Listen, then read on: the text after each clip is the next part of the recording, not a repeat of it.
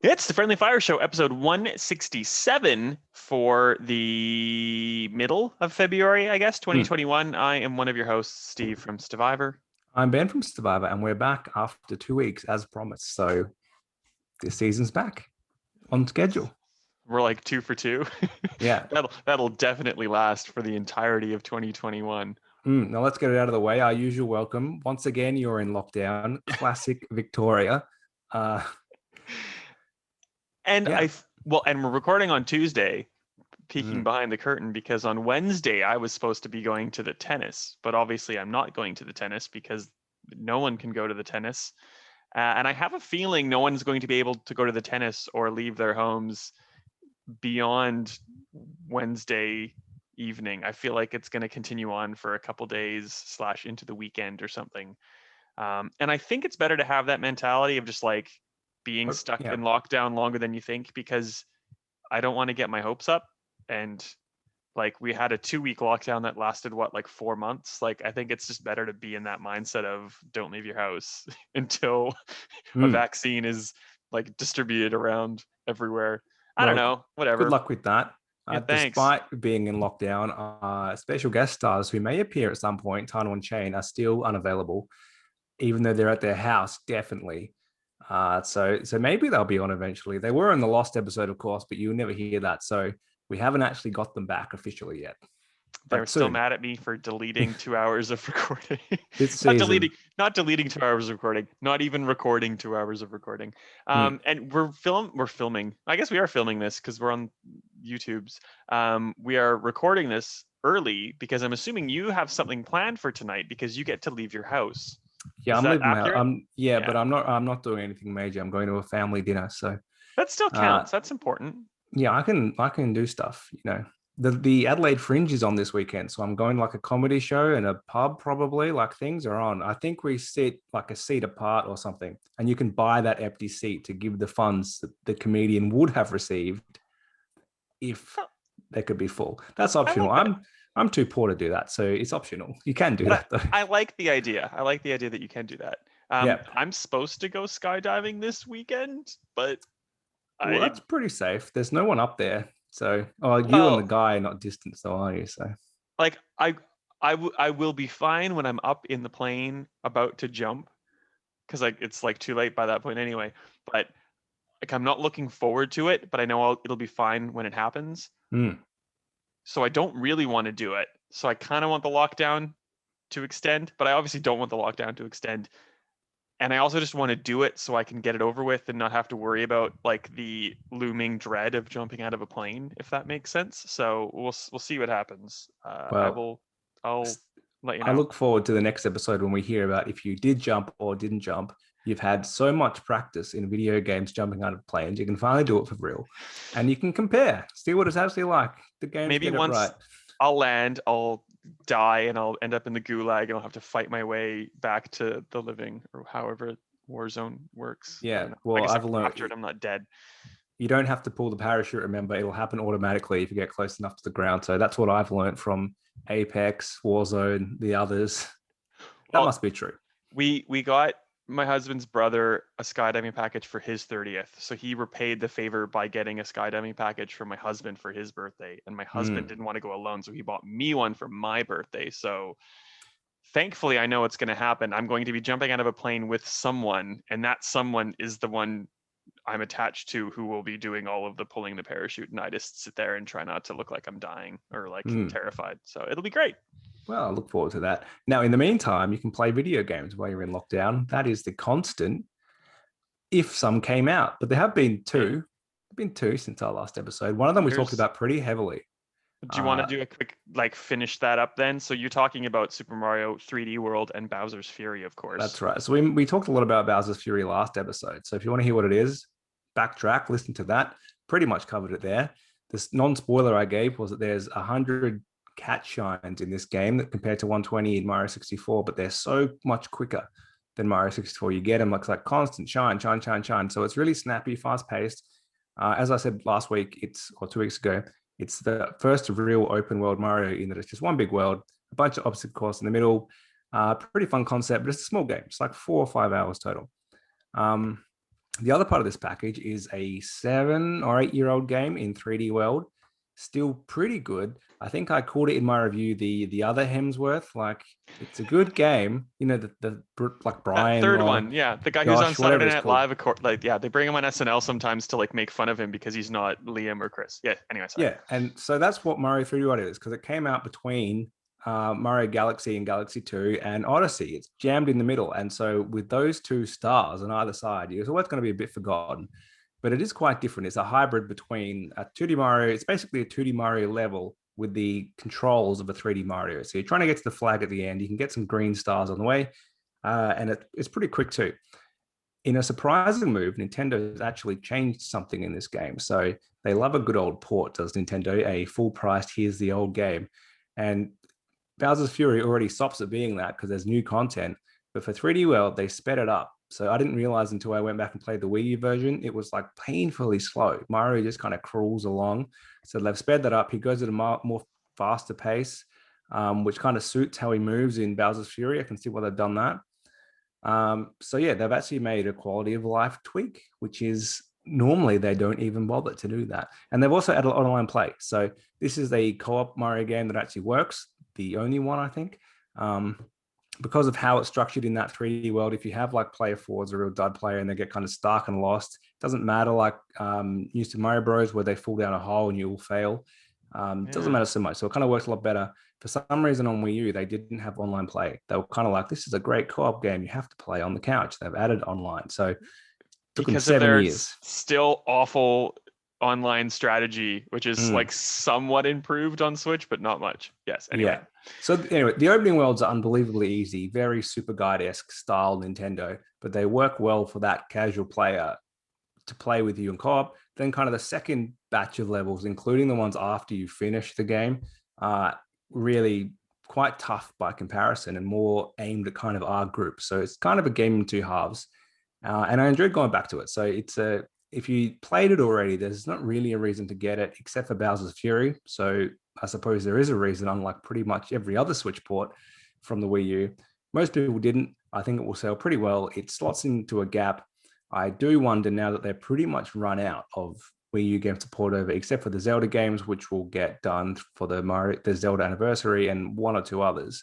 What is Nintendo going to do now? They're going to have to make up some new games. How are they going to plug all these gaps for the next 10 years? Don't know. They're going to re-release 1-2 Switch on Switch, and it's called 1-2-3 Switch, and there's more mini games. Anyhow, that's Mario. It's a good game. You know what you're getting. We don't need 3-4 Switch. Well, good luck. I don't know what I've been in lockdown in 3 days and I'm already like, I've lost the plot. Yeah, I know, because you were playing Anthem on day 1 of lockdown, which is insane. Getting achievements is not worth it.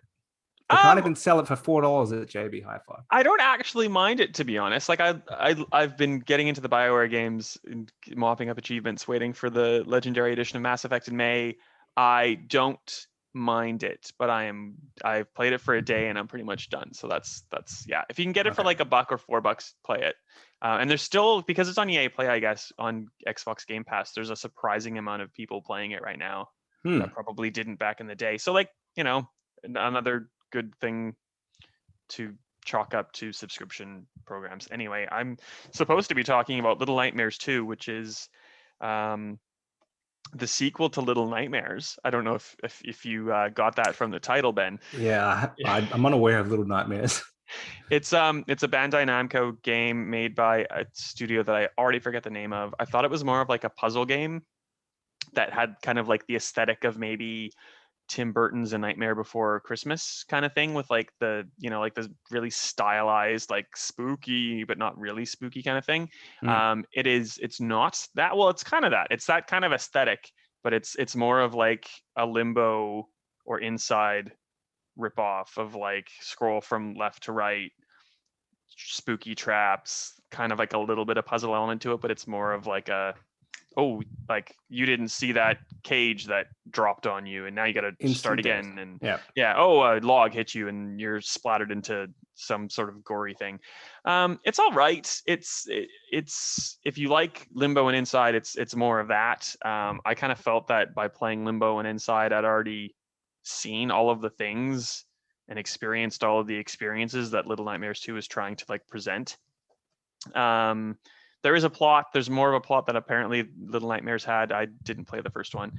And I guess to try to save some of that plot, I can talk about all the preview stuff without, like spoiling too much. The first level I hated because it's that kind of constant chase sequence. Like I don't even like playing Sonic 2 that much because I get anxious when Tails follows me through the level. Like I don't want Tails to catch me. I have this like weird thing, like Mr. X in Resident Evil 2 I can tolerate because I've played it so many times. Like I know when he's going to be behind me. Well, yeah, it's like, I hate it. But like I don't like that kind of stuff. And that whole first level of Little Nightmares 2 is like a dude chasing you with a shotgun. And to kind of make it worse, it's like that. It's a side scroller like Limbo, but it also has like depth of field, so you can run towards the screen or away from the screen. And there are points where like you have to do a specific thing to avoid getting caught by a shotgun man. And sometimes it involves like getting behind an object. But the depth of field is presented to you in such a way like you're not entirely certain where you kind of are in like which plane you're on. In addition to going left and right, you have to kind of go, like closer or farther away.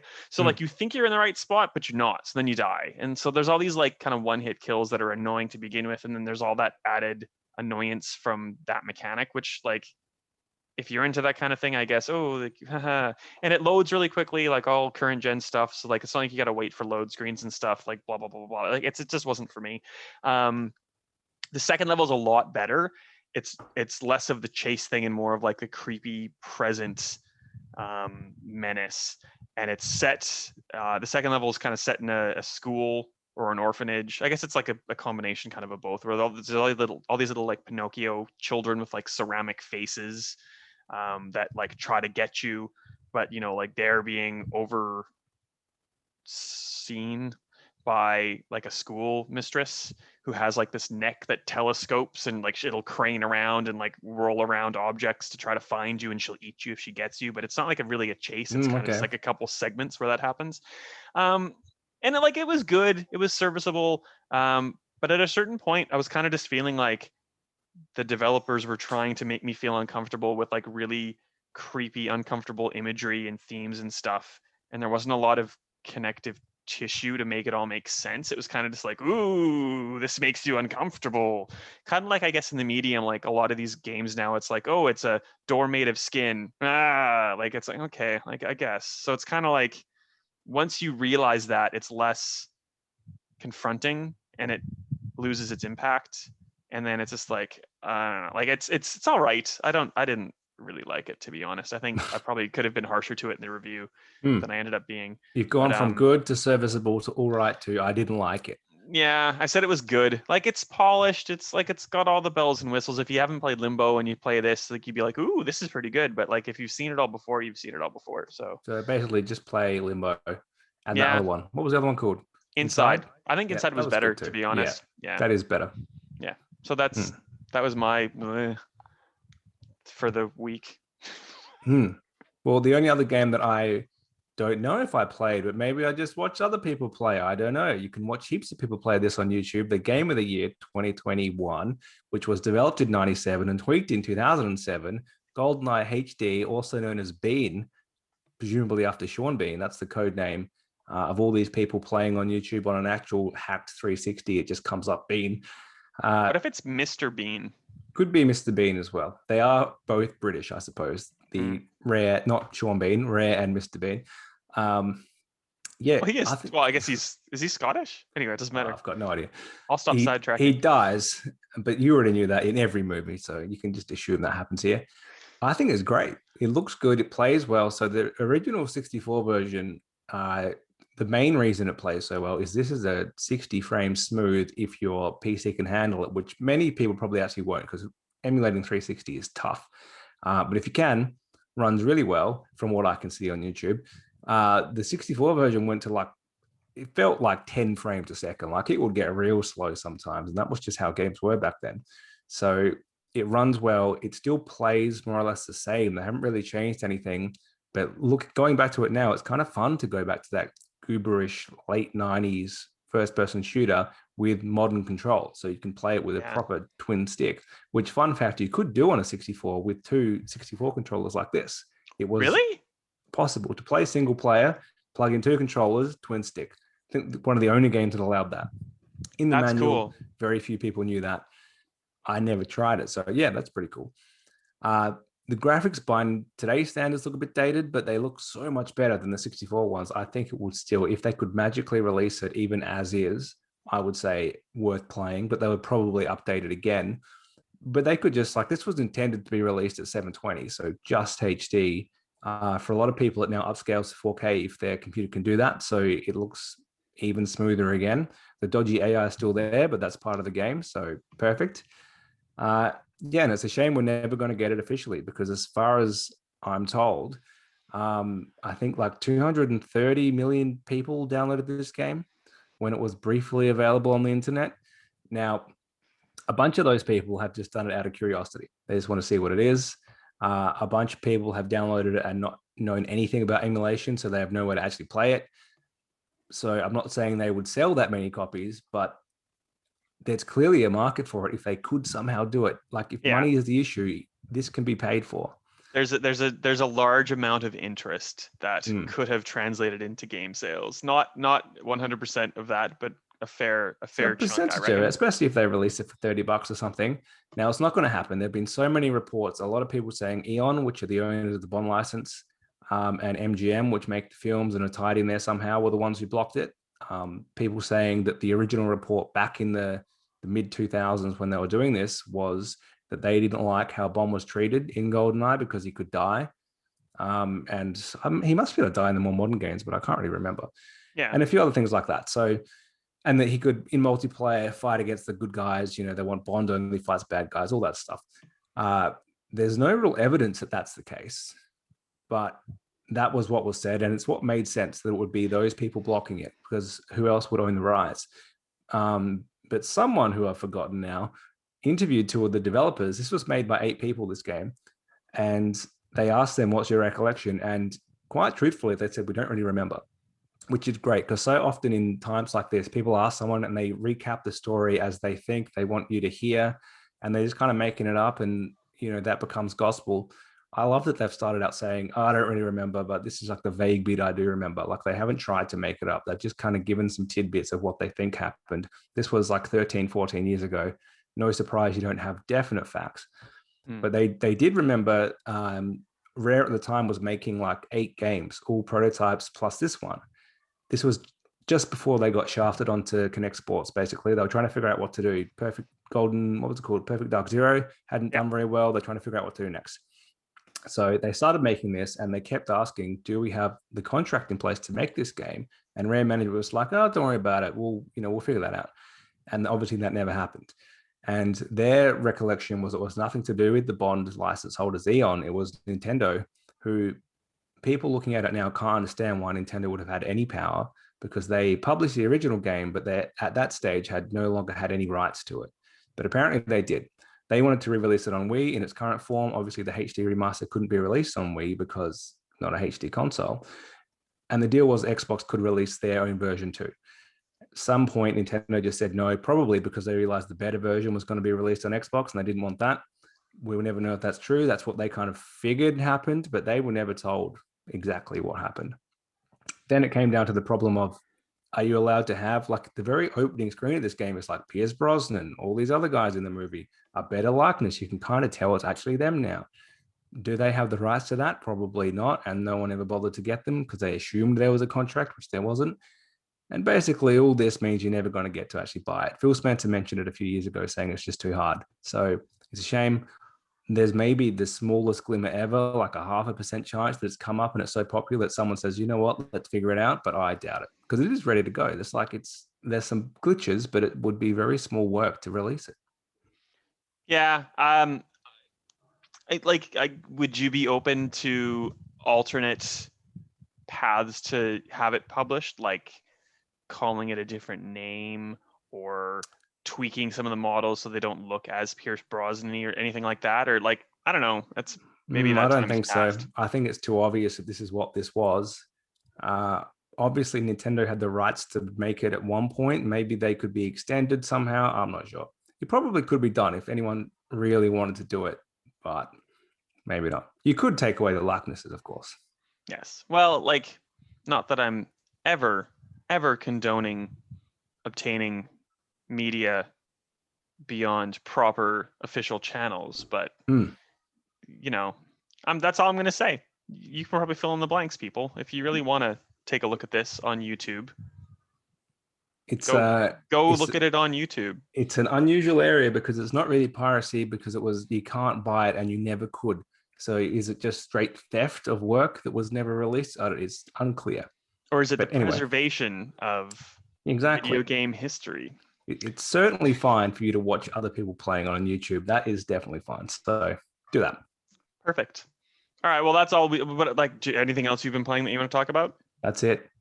Well, then we'll get into the news, which was basically as thin as it's like the start of the year and everybody's still on break and we're all worried about COVID. Anyway, something that was cool that I didn't know about, that no one knew about really. Yeah, I didn't know about this. Cool Xbox controller sync tip that will let you switch between like 2 different devices with ease. And I think there's some caveats on that from my understanding, Ben, and I didn't have a chance to check it. So you tell me if I'm wrong.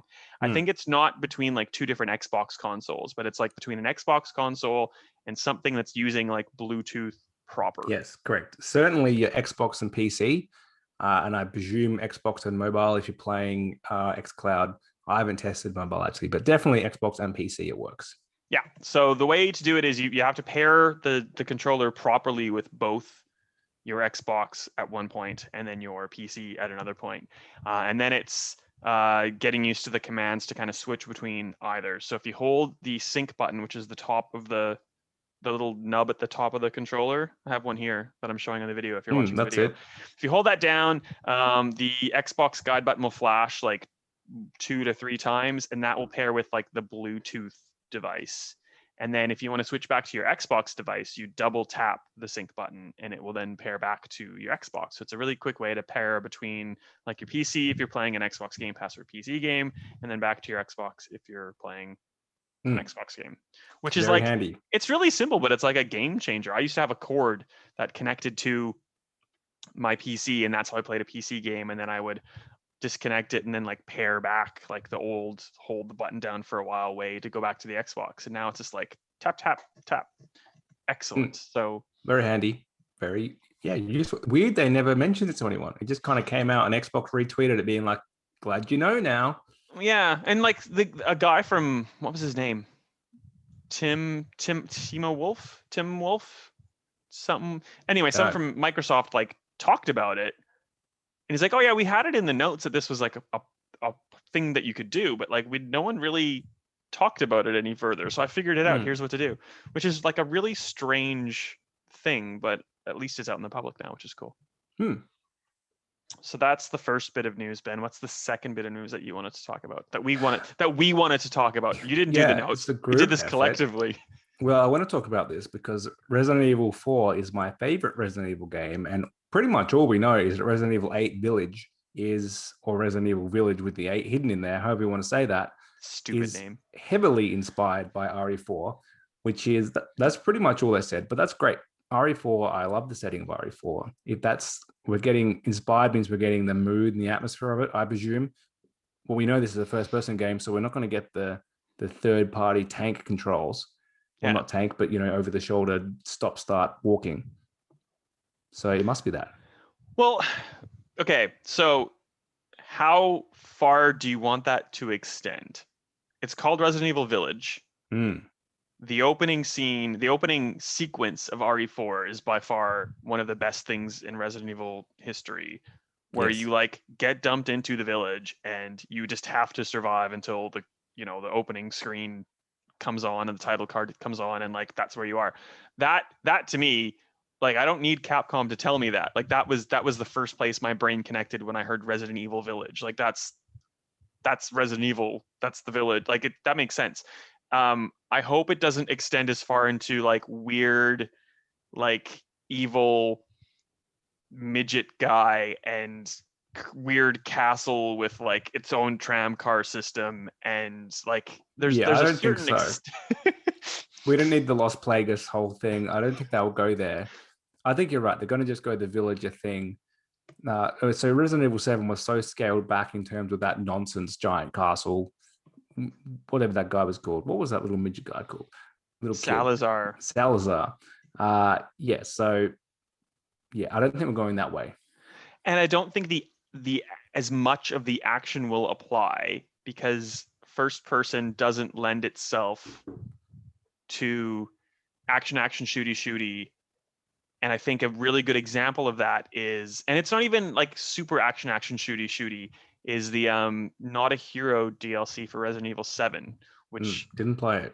Puts you in the shoes of Chris Redfield, who is, from Resident Evil, Code Veronica 6, not 5. Oh, and 5 actually. He was in 5 too. 5 is the main character. He's in everything. And like, if you had to constantly be shooting people at the frequency of like the opening village scene in RE4 in first person, I don't like, it's not gonna work, because you can't have your head on a swivel as easily, you can't move as easily. The change to first person for RE7 was to make it more like claustrophobic and to give you a sense of dread and unknown. So yeah, like as much as I like the idea that it was inspired by RE4, I kind of want it to still be more of its own thing. And like, I want that inspiration to kind of just be like atmosphere and aesthetic and like end there, which I think that's what's going to happen. I think so. Yeah. We'll find out in only a few months, hopefully. Have you played the Maiden demo yet, or no? No, and I probably won't play it. So because no reason. I just can't. I'll play the real game when it comes out. I did like 7. Yeah, Scaredy cat. Basically, yeah. Well, fair enough. What's next? This is going to be the shortest episode ever. Lots of game release dates and announcements. Something that isn't in the notes that I'm just going to quickly rattle off, Ben, because I think we should talk about it actually, is that Ratchet and Clank: A Rift Apart got a release date, and I forget exactly what it is. It was June 15, I think. And like, not news, but something that you need to probably be reminded of. This is, again, a Sony first-party game that's at the max tier that Sony's setting for price. So expect to pay $125 Australian for it. Certainly digitally. Unless you're finding it for like a discount somewhere else. But it's, I get 125 for like big budget, crazy, amazing. Well, I can get the justification, I suppose. I don't feel like I didn't feel like it was acceptable when Destruction All Stars was priced at 125 compared to like a Demon Souls, which at least is like, to me, in my mind, like a bigger budget, like more like desired game. But like Ratchet and Clank at 125 just seems like a lot. So I feel like a lot of people are going to be buying it physically because they're hoping they're going to be able to go to it. Yeah, like at a JB probably, which is going to give you the cheapest. Well, it's 98 on Amazon right now. So I pre-ordered, and they will drop the price if it drops anywhere for like a second lower, but it probably won't, because that's now what is normally the standard price is now the discount price for first party Sony games. So kind of sucks. I'll probably be more selective this gen. So I pretty much played every Sony first person major single player game on the PS4 and the PS3, really. I almost definitely won't do that on the PS5 just because they're too expensive. Like, I really like Ratchet and Clank, so I'm going to get that one. But there's some more stuff, kind of like a Last of Us Part 2 that I'm kind of into, but not massively. Although my play report from PS5 actually said that was my most played game last year, so maybe I was massively into it. Probably I'd give it more of a miss. Like, it's hard to tempt you when a new release game is quite often 69, 79 here. It's easy to take that plunge at 125. It's tough. Well, and yeah, I guess you just got to be patient and wait for discounts or.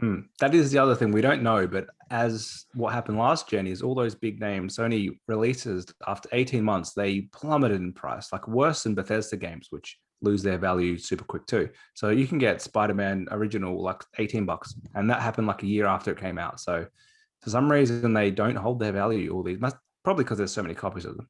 But you're talking physically still. Physically, yeah. Yeah, and it. Go ahead.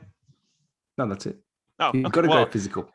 And it goes to that. I'm sure we've talked about it before. Like in the PS5, as the example, you get a disc-based one or a not disc-based one.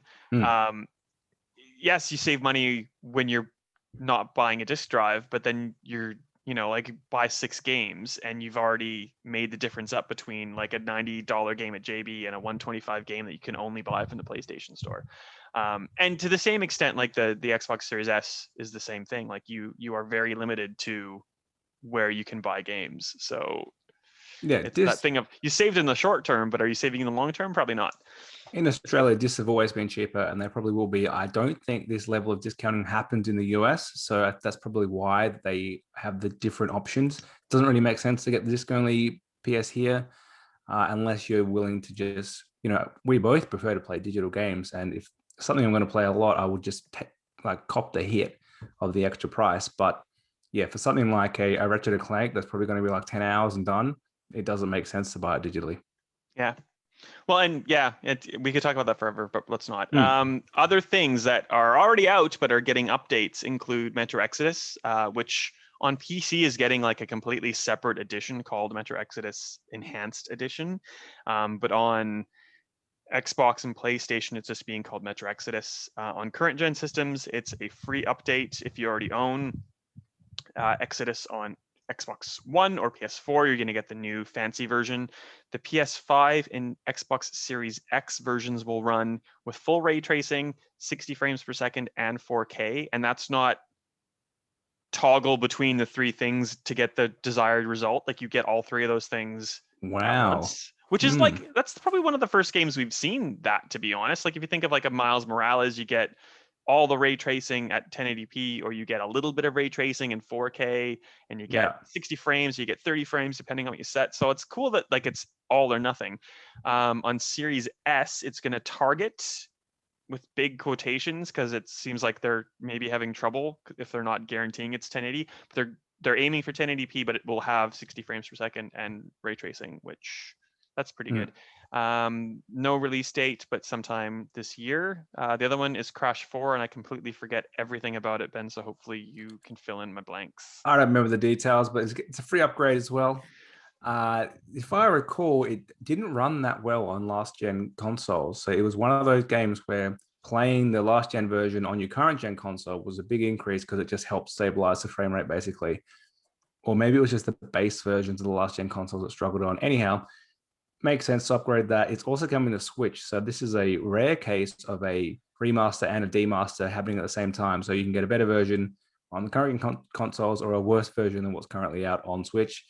Probably plays pretty well in handheld mode, but if it's so taxing that the Xbox One vanilla was struggling to run it, I can't imagine an undocked Switch will run it that well. But it might be optimized for that. Well, here's hoping. Up to 4K and 60 frames per second, along support for the PS5's 3D audio and adaptive triggers. So pretty standard re-release. I do notice all these games are not called remaster. So last gen and the one before, it was always like whatever game remastered. These are just like small update. So we're not getting those big jumps, and we knew we weren't going to, but they don't even bother to call it that anymore. I suppose that's why it's a free update. So, well, the Xbox, I don't recall seeing anything about smart delivery like as advertised, but you get it for free if you have it on Xbox One and your saves cross over. So it's basically smart delivery without it being specified as smart delivery. The same thing happens on PlayStation. If you own it on PS4, you get it on PS5. You'll have to do that thing where you download both games though on PS5 to be able to get it initially. Well, they're fixing that, I think. Are they? Okay, good. Yeah. And your saves do cross over as well. So who cares what it's called? If you already have it, you get it for free. That's again, it. As you should all the time. Yeah, I agree. And that's pretty much it. In things of, well, comments which don't mean anything, Xbox just said, hey guys, we've got some exciting new features coming to the Xbox Series X and S soon. End comment. But there's nothing happening, so that's like the big news of the week. Okay, like, thanks, Guy. Exciting things. There was one good tidbit. They finally mentioned achievements on the mobile app. They said, yes, we realize you want them back. We're putting it in there. They didn't say why they took it out in the first place, but that is on the radar and sounds pretty high on the list to get back in there. So that's good news. And another thing that they did talk about is that I haven't experienced it myself, but a lot of people have, because we're getting comments on posts being like, what about this? There's an Xbox controller sync issue on the new current gen systems that people are just like, they're just disconnecting constantly. So Microsoft acknowledged that that's happening and they're working on a fix, which if you're having that problem isn't super comforting in that it's not fixed yet, but at least it's looking at being Well, that's fixed. good. So I'm going to assume one of these big new features is they mentioned pre-release there was going to be a way for back-compat games from last gen to be increased artificially. So if it was something was capped to 30 frames a second, they could somehow get it to 60. They never really explained what that was. And things have already been up-res to a degree, but that's apparently coming properly. It might be something to do with that because that's the obvious thing. A lot of games, anything which is uncapped, it now runs at a much higher frame rate anyway. But anything that was capped, there's nothing you can do about it unless the devs go in and change every single game. And so Microsoft kind of hinted that there was a way they could do it. They could cheat their own system, basically. So maybe that's it. Otherwise, I have no idea. What else do you think it could possibly be? nothing. I have nothing. I have no idea. What Sorry, it could be? The profile change button on the Elite Series 2 allowed to capture screenshots. Top of the list, that should be. I would actually love that. They also said something that this isn't me guessing. This is what they were saying. I didn't realize some games don't quick resume properly. Oh, and they're fixing that too. So yeah, I've noticed that. Yeah. Well, so important. So I guess while we wait for actual exclusive Xbox games to come out, we'll just have to be excited about a vague, undisclosed, exciting things down the pipeline. I'm looking forward to a current gen game developed by Microsoft like any of their first party studios. So we've had none. I would love to get one.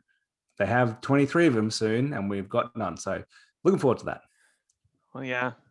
And not a cross-gen game. I'm not counting anything cross-gen. So and hopefully not priced at $125. Well, it'll be in Game Pass anyways. It doesn't matter.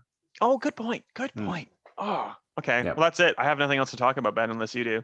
Not me either. That's it. It's been a slow week in games. Hopefully we'll have something in a fortnight. No idea what. There's almost no releases in that gap. We'll just have to play some old stuff. And if not, I'll just have to fill time by telling you how I hopefully got to leave the house and jump out of an airplane. But who knows? I look forward to that. All right. Have fun at your family do all right, tonight. I'm gonna leave the house. I'll leave you in your house, and I'll talk to you in 2 weeks. All right. Bye.